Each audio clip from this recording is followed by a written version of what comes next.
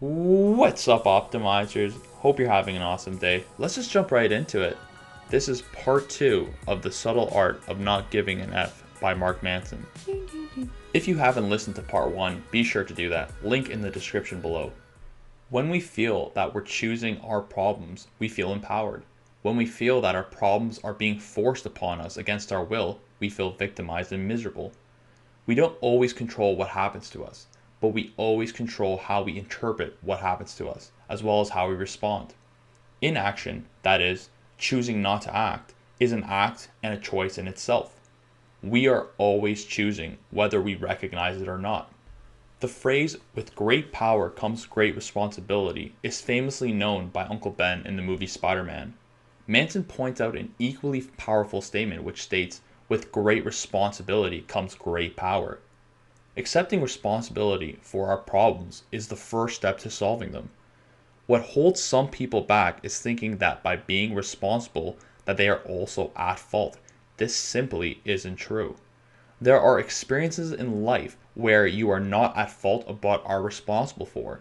For example, if your cat pees on the floor, it wasn't your fault, but you're responsible for cleaning it up.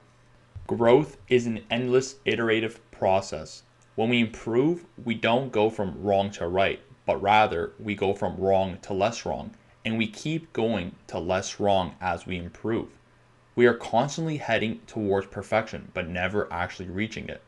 Instead of looking how we are right all the time, we should be looking at how we are wrong all the time. Certainty is the enemy of growth, and uncertainty is the root of all progress and growth. Manson states, we cannot learn anything until we first admit we do not know something. The more we admit that we do not know, the more opportunity we open up to learn. The failure-success paradox. If we are unwilling to fail, we are unwilling to succeed. In chess, if you keep playing against someone who is worse than you will keep winning games and at best stay the same skill level or gradually get worse. And if you play against someone who is better than you will keep losing, but you will likely get better over time. When we enter this world, we have a completely neutral perspective towards failure. As a baby, you first learn to crawl and then walk, failing countless times in the process. A baby never says, this walking thing is just too hard, I'm going to quit and stick to crawling. They just keep failing and improving. Your success is directly correlated with the amount of times you failed at something. If someone is better than you at something, it is likely because they failed more. And if someone is worse than you, it is because you have failed more. The do something principle. Action isn't just the effect of motivation, it's also the cause of it. Do something and inspiration will follow. Tim Ferriss talks about how he's able to write so many books, and the lesson he learned was to write 200 crappy words per day, and through that motivation will come. The same principle is similar to overcoming fear.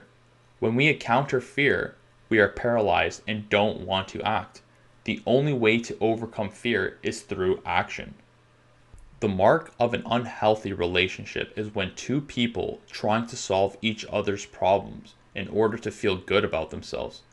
A healthy relationship is where people solve their own problems in order to feel better about each other. Trust is the most important ingredient in any relationship for the simple reason that without trust, the relationship doesn't actually mean anything. Commitment, in a unique way, offers you opportunities that cannot be experienced through other face value experiences. By investing in one person or one thing, we deny ourselves of the opportunities that come from experiencing a breadth of selection. But by pursuing a breadth of experiences, we are rejecting the rewards found in the depth of an experience. Death is the only guarantee in life. Steve Jobs once said, remembering that you are going to die is the best way I know to avoid the trap of thinking you have something to lose. Our fears and failures will fade and don't really mean anything. And with that being said, you might as well try, as you have nothing to lose and everything to gain. Being aware of your death or death awareness has many benefits, such as giving you perspective, allows you to be more in the present, creating a sense of urgency, makes you more grateful and appreciative of life.